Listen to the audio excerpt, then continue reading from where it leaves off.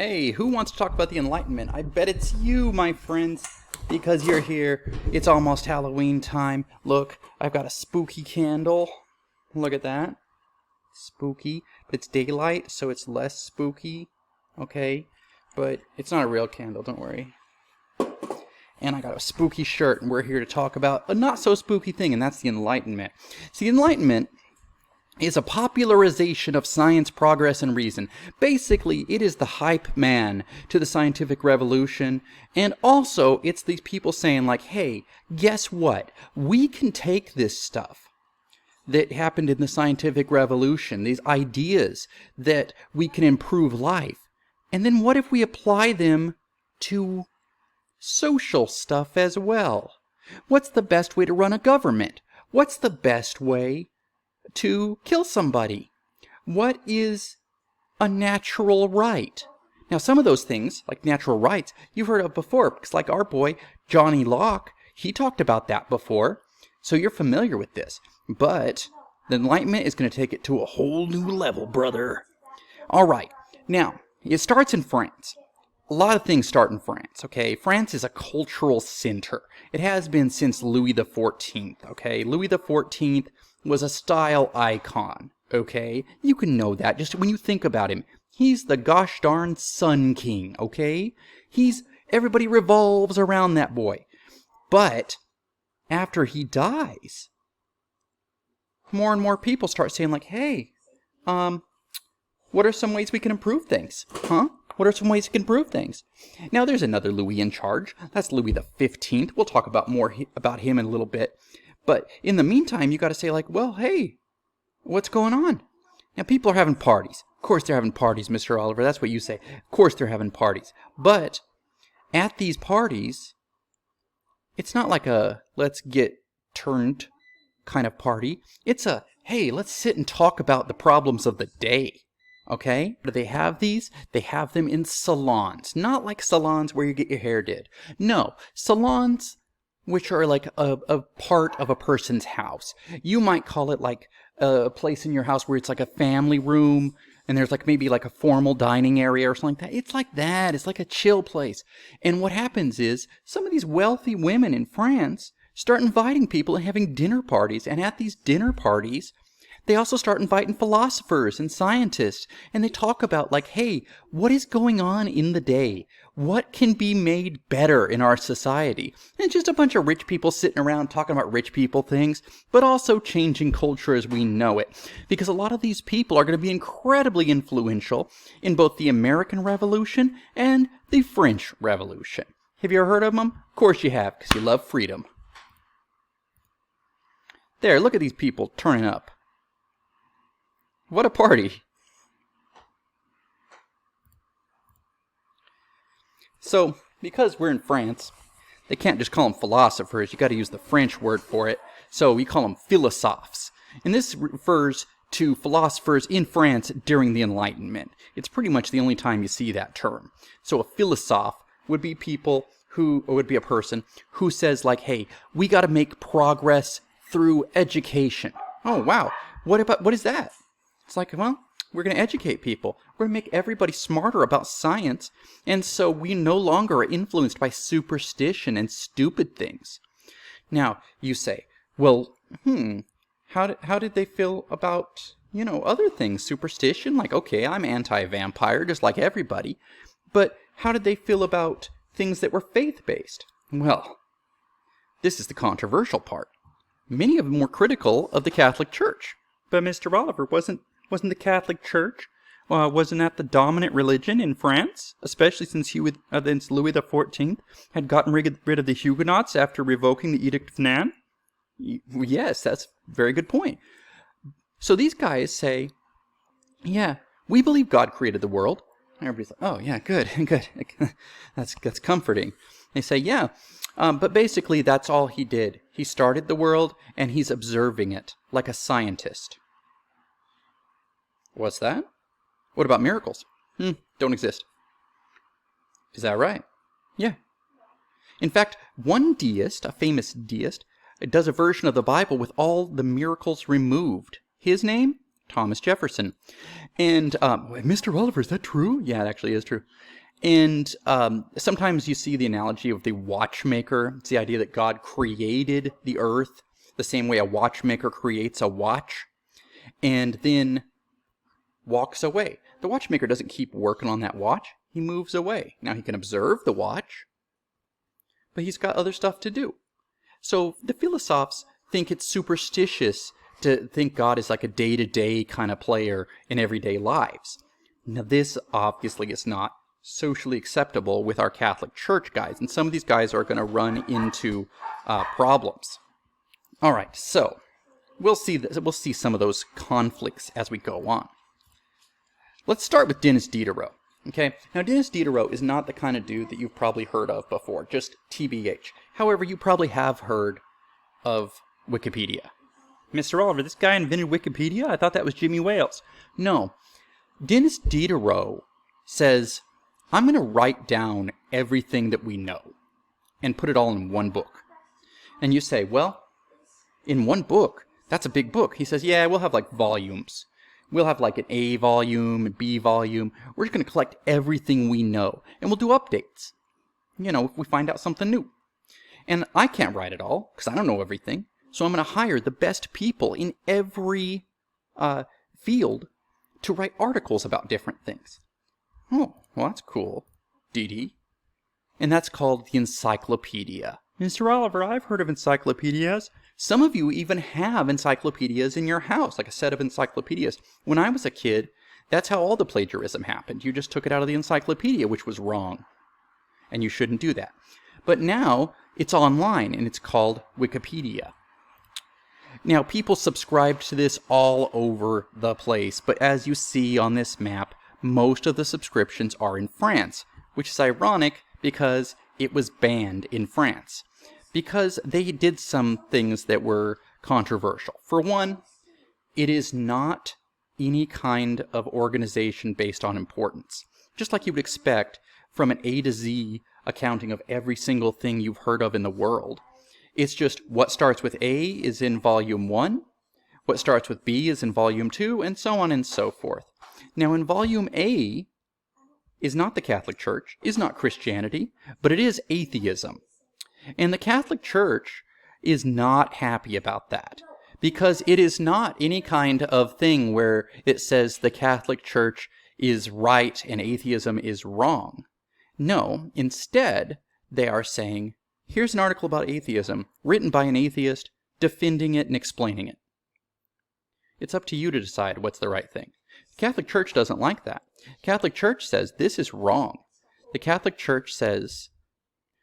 So the Catholic Church wants him to say like, oh, hey, this is wrong. But he says, no, I'm not going to do that. We're just getting all the knowledge out there. How can you say knowledge is wrong? We want people to understand things. There's also an article about blindness, because in French, the word for blindness starts with an A, okay? But the Catholic Church is like, oh, that's rude. Why would you have such an article? That's not polite society kind of stuff. I'm going to be honest. I don't really understand what they were so angry about there. That seems kind of crazy to me, but so be it. So the Catholics talk to the king. The king's like, oh yeah, this isn't cool at all. Yeah, let's ban this. And as you see, it did not work at all. Because what happens when you tell people that they are not allowed to read something? That's right. They go out and read it. Because that's what human beings do. We are naturally drawn to drama like that, aren't we? So, subscriptions are all over the place. And there were articles in there by all the big guys of the day, including my boy, François-Marie Aronnet, a.k.a. Voltaire.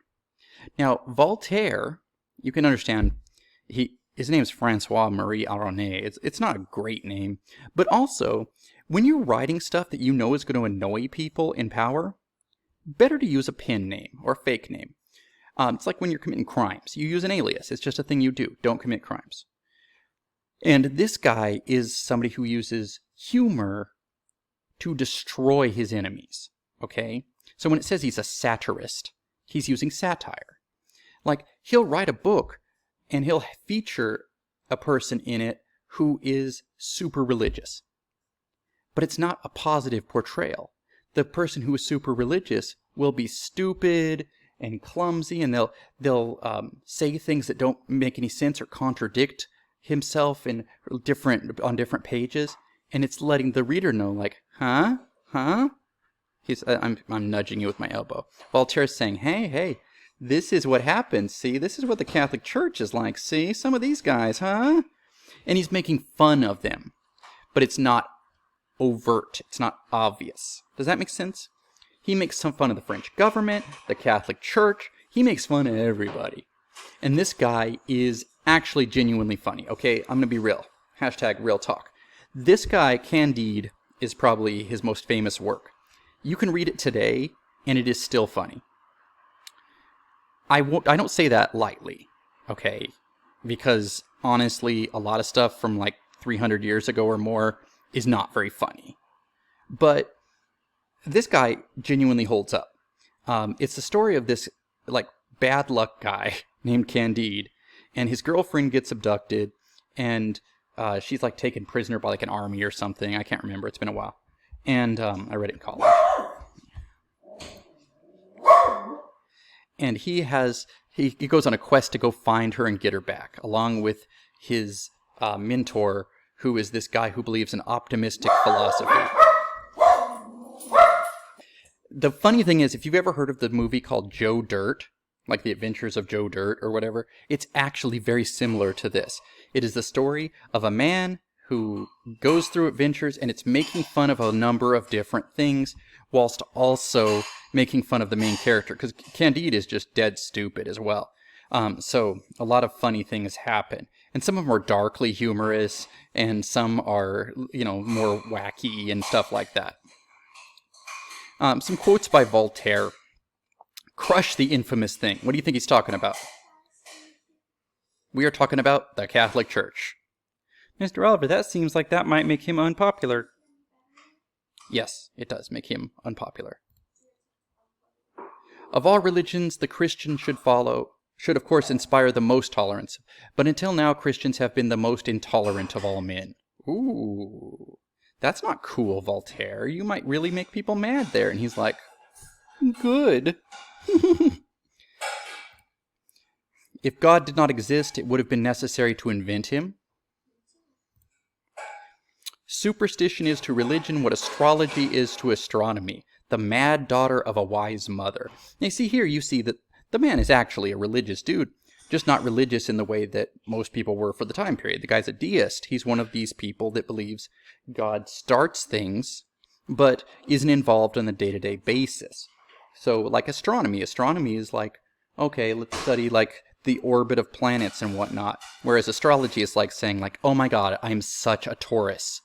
That is such a Gemini move.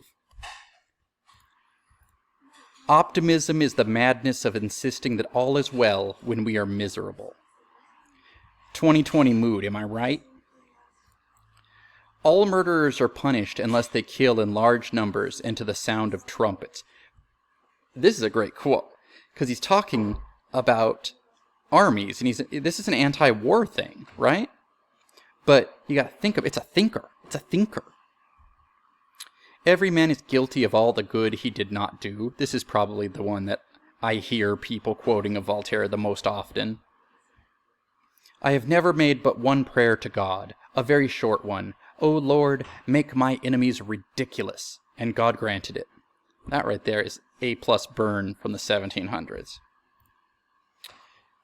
This one is interesting about juries and about the death penalty and stuff. It is better to risk saving a guilty man than to condemn an innocent one. Ooh. And this one, which is the most popular thing that I think is frequently attributed to Voltaire, as well as probably other people who don't realize Voltaire said it. I may not agree with what you have to say, but I will defend to the death your right to say it. He's a First Amendment guy, before there's a First Amendment. He's hey, freedom of speech no matter what you're saying. Even if you say something terrible, I think you should have the right to say it. Voltaire, if you look at his stuff, he's actually fairly modern as far as his thinking goes, relatively. Okay, I'm not saying that he's this liberated dude that's like not racist or anything like that, or not sexist. He's relatively not sexist, and he's relatively tolerant for the time period. But today's standards, no. But as far as the stuff he writes about, his concerns, freedom of speech, the growth of religion and its effect on government and things like that, that's stuff that people still write about. And so I think it's kind of relevant and interesting. And you got JJR here. This is Jean-Jacques Rousseau, another philosophe. This guy, look at how handsome he is. Well, guess what? He's paranoid. He doesn't like society. He says the ideal society, no society.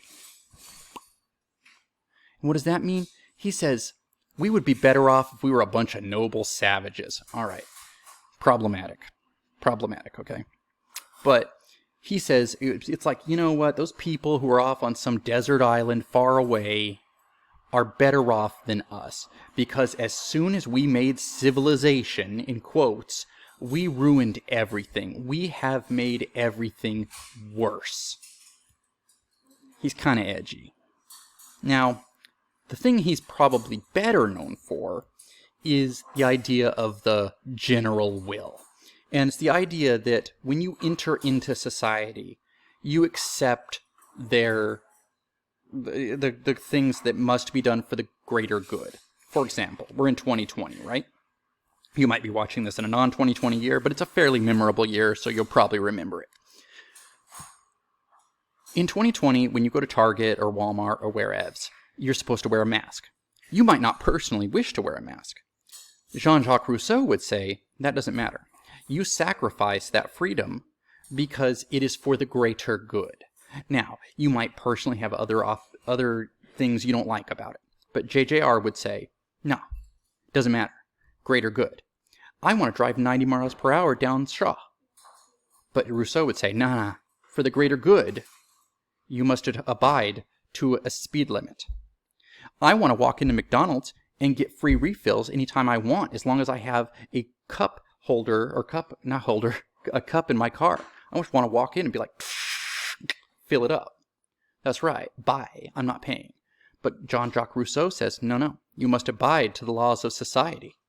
You must submit, in other words, to the general will, because you can't have everybody doing stuff. You got to have limits, even on your own personal satisfaction. You yourself might be like, you know what? I don't want to do school today. Not in the mood. But Jean-Jacques Rousseau would say, doesn't matter, my friend. What's good for society is an educated populace. So you're forced to. You could say, well, what about my freedom to chill and watch, well, not Netflix and chill, but like chill and also watch Netflix. Those are two different things. And Jean-Jacques Rousseau would say, deal, bro. Here is a quote by Rousseau where you can see that actually his stuff is incredibly influential. He says, the first man who, having fenced in a piece of land, said, this is mine, and found people naive enough to believe him, that man was the true founder of civil society. From how many crimes, wars, and murders, from how many horrors and misfortune might not any one have saved mankind by pulling up the stakes or filling up the ditch and crying to his fellows, beware of listening to this impostor. You are undone if you once forget that the fruits of the earth belong to us all, and the earth itself to nobody. And Rousseau, like in this quote, it's very much like, if you interpret it, you could go like, that sounds kind of like communism, Mr. Oliver. Like nothing belongs to any of us, so we should all work together. This is earlier than socialism or communism, but I think you could find some commonalities there, although I'm not sure Rousseau would have been entirely into socialism. That's for smarter people than me to argue about. Rousseau is an interesting cat. Let me go back for a second. He's an interesting cat. He is all about education, including for women. And he says women need an education. After all, how are they going to learn how to raise babies if they don't have education? You need to get that girl a doll so she can raise a doll, and then that way she can, that's what women are for, right? Wait a second. Mr. Oliver, that doesn't sound very cool. That sounds kind of sexist and awful. Yes. But Rousseau was also saying, hey guys, it's soups important to educate children. It's okay to let them play, to let them have fun.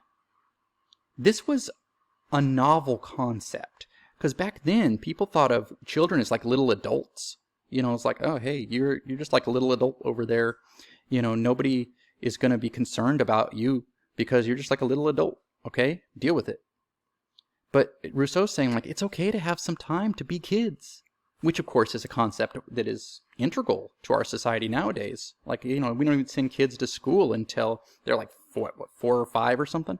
And the whole concept of children being able to play during the summer, that's very Rousseauian. Now, also, Rousseau is the kind of guy that had multiple children and abandoned them more than once. He ran out on his family. So maybe he's more of a do as I say, not as I do kind of fella. How about this guy? Charles Secondon. I'm definitely mispronounced that guy's last name. Better known as the Baron de Montesquieu. This guy does 2 things that are super influential. One, he writes a book where he pretends to be from Persia, modern-day Iran, and he criticizes the government of France. He says, like, why do you guys do it this way? I don't understand. And he's writing these letters, supposedly back to Iran, but in reality, homie's French, so he's making fun of the French government.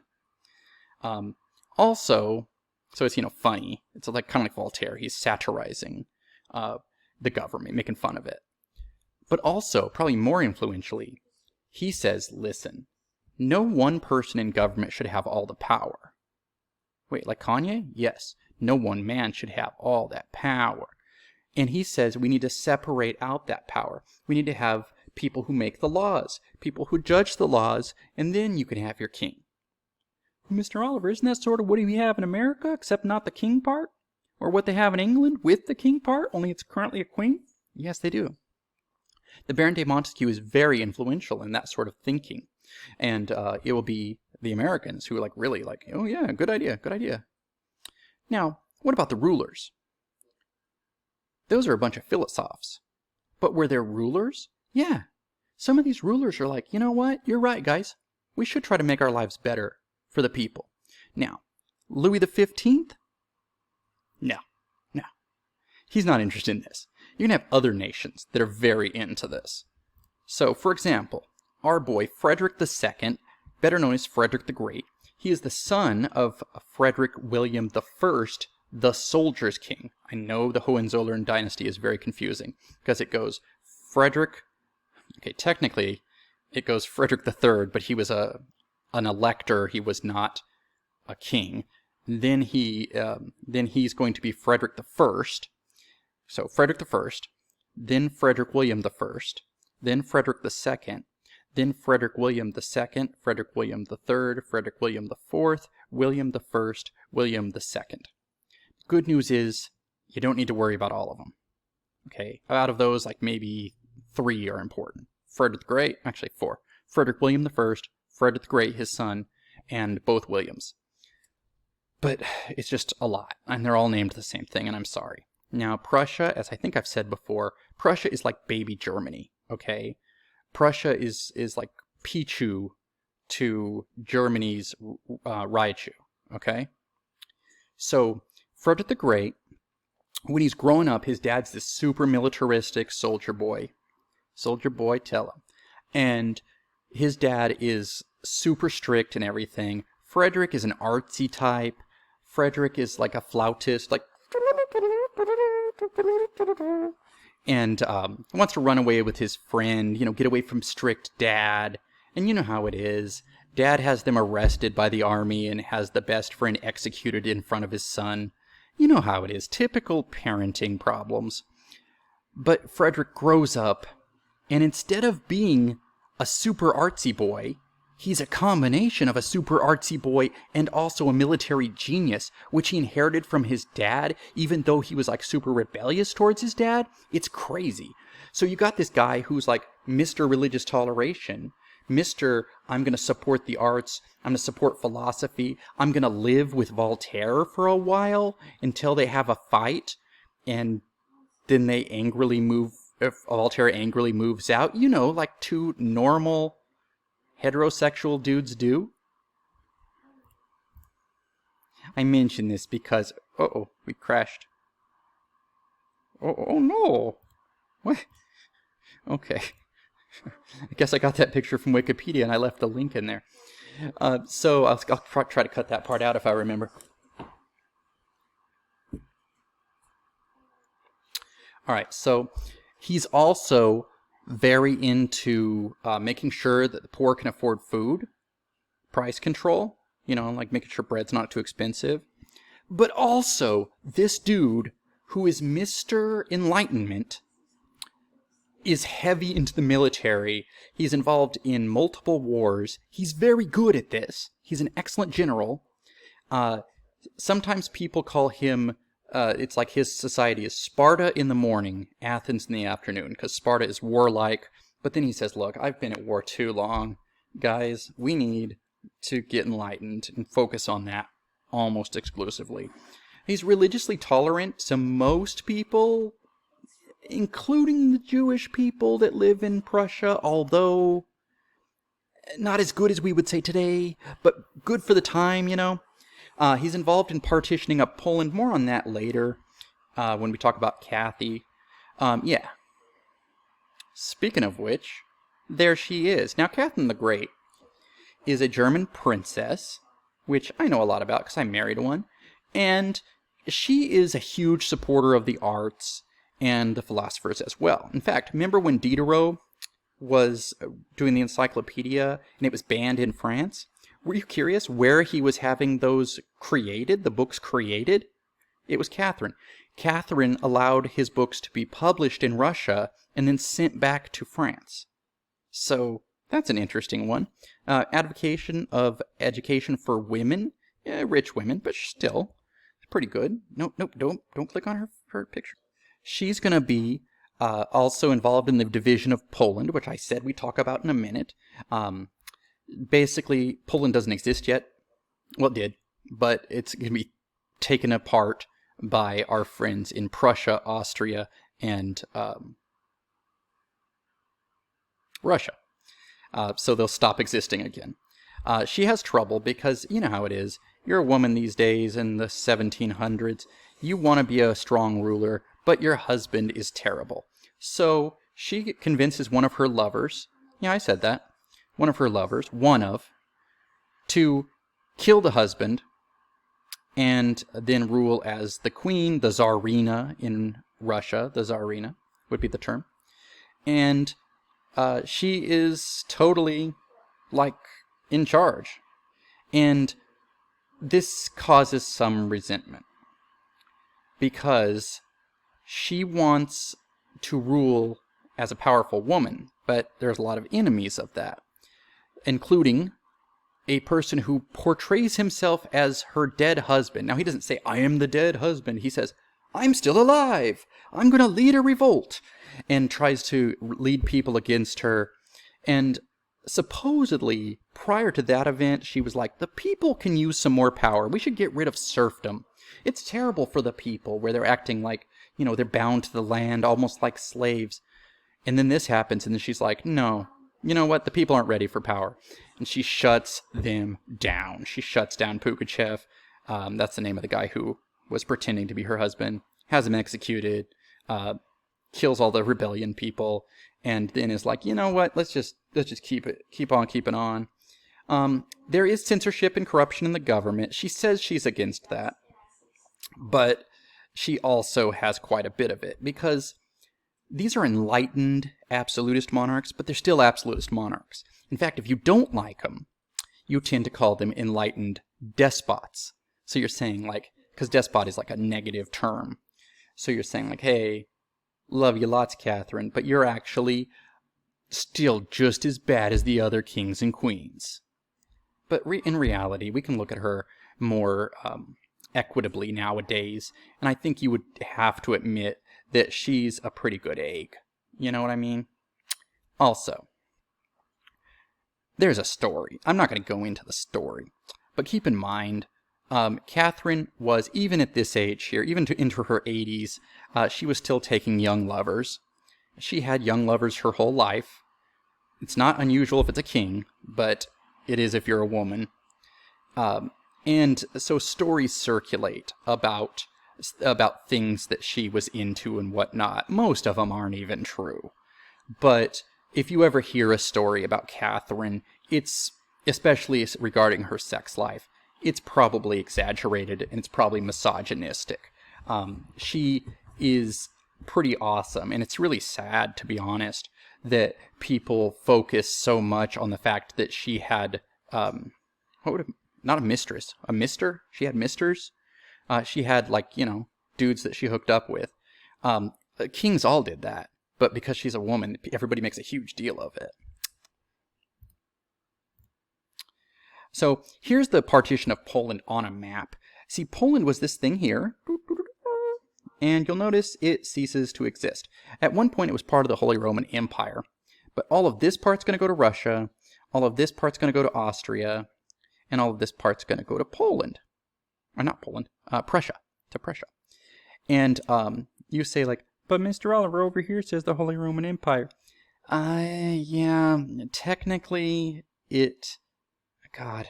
Okay, long story short, the Holy Roman Empire is technically still there until Napoleon, but it is not the same kind of thing.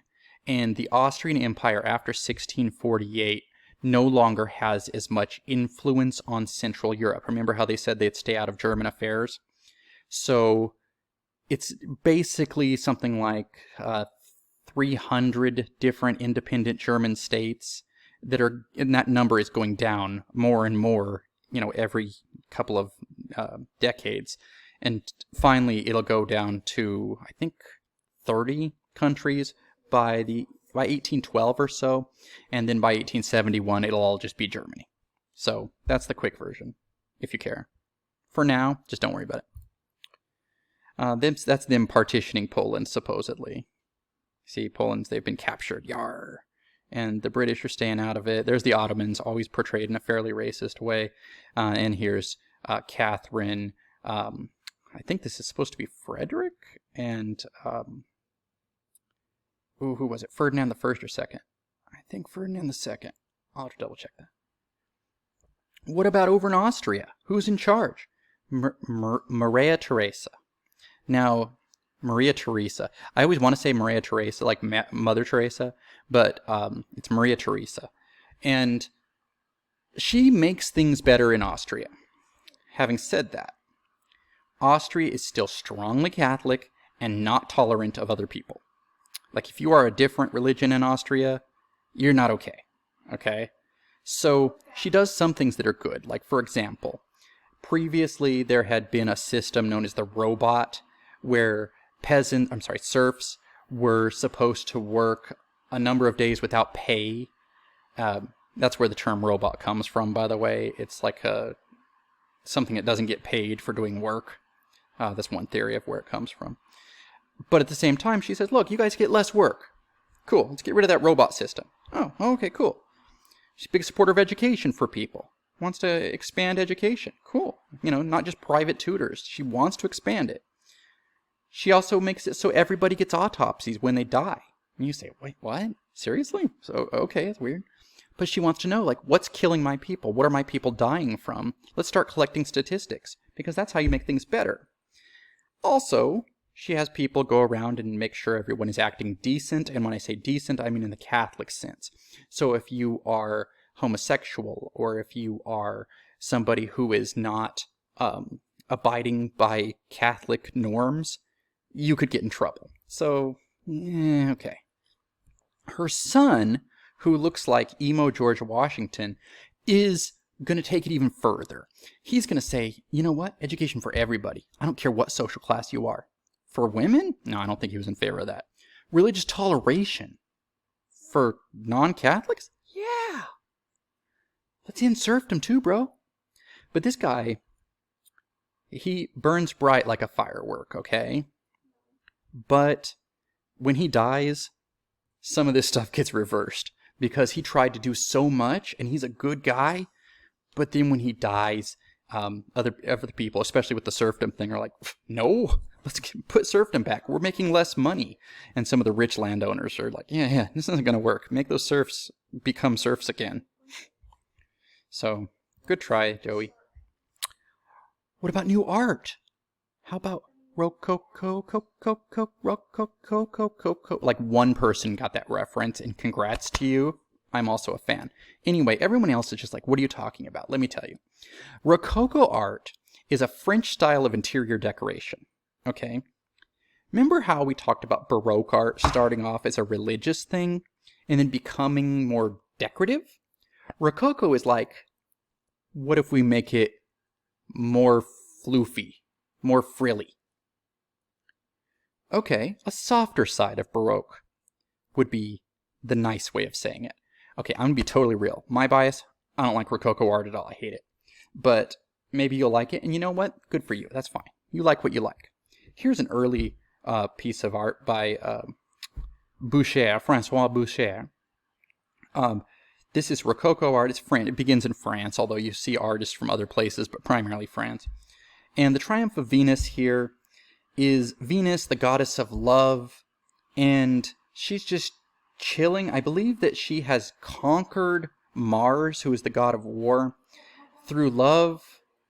And you got little, little cupids over here, little cherubic kind of little fellas representing mischief and playfulness. You got some naked ladies. And Boucher is criticized because he just paints just tons of naked people everywhere. This one, you remember how Baroque art was dramatic and dark and meant to inspire something within you? This is like, look, isn't it cute? It's like for a while my mom went through a phase where she was collecting those little Precious Moments figurines. And if you don't know what that is, good. But they're like little naked angels or whatever, and sometimes they'd be holding a sign, it would say something cute. That's Rococo to me. It's cute. It's nice. Ah, look, it's Venus giving Aeneas, or Vulcan, who Aeneas, I think, or I'm sorry, that Venus was having an affair with, Hephaestus is his Greek name, and giving weapons that she can then give to Aeneas, and this is from the Aeneid. It's from the Aeneid, which is a Roman version of basically what happened after the Trojan War. The Trojan War you might be familiar with if you're into Greek classics, covered in the Iliad. And Aeneas and his adventures are he escapes from Troy, and he ends up founding Rome in this mythical thing. It's a mythical epic that's written in Latin. Anyway, that's cute. And that's, I think, a good criticism. Like the toilet of Venus. Personally, this is doing nothing for me. I don't think it's brilliant. I don't think it's anything special, but okay. Hey, look, she's got swag, and she's naked, and there's little cherubs, little angel babies. Great. I put it in Comic Sans, because that's what I think of it. And you end up with later, Rococo work like this. This is courtly life. Look, we are rich people. Look, I'm going to give you a little kiss. Why is it a stolen kiss? I don't know. It seems like she kind of wants to go, but he's like, no, let me give you another kiss first. This guy is like, you are swinging and kicking off your shoes. I kick off my shoe. I kick it over here. How fun we are having. I have to push them, is what this guy is saying. And I always have some kid who's sitting in class and going like, he's sitting down there and he's looking at her. Don't be a creep. Everyone is wearing so many layers of clothes, if you're rich right here, that he is not in a position to see anything. This is just rich people having fun. This one, I don't know what's happening here. I think that she's trying to, maybe she fainted. And this fellow is trying to open the door to go get her a doctor. I think that's what's happening there. I don't know. This one is, oops, I fell. Yes, allow me to hold you. Again, it's cute. It's like if I were 15 and like, I guess a noble person in France, maybe in the 18th century, maybe I'd be really into this, but I'm not. The pleasures of love. Ha ha ha, look at, we are all sitting around. Ha ha ha. Oh, I am having, how do you say, clothing malfunction. Now, this begins to extend into other styles, this cutesy, extravagant kind of thing. And you're going to look at this and you're going to be like, all right, what is happening in this? People started being like, you know what? I need to swag out my hair and make it fancy and attention-grabbing. Well, Rococo art is like, hey, look, it's cute, it's courtly, it's fun, it's silly, it's frilly. This is silly and fun. So there you go. But the problem is, imagine, this is a real, by the way, this is a real one. I know it's a drawing, but it's a drawing of a supposed real haircut. Well, I guess not a haircut. She's got to have something in there with like a boat weave. But it commemorated some sort of French naval battle. But this is what people were wearing around Versailles in the 18th century. And when you start wondering, like, how come the French had a revolution? Imagine you can't afford to eat, but you find out this is what people are spending money on. It might help you understand. All right. We are going to stop there. That's the Enlightenment. So, goodbye and good night.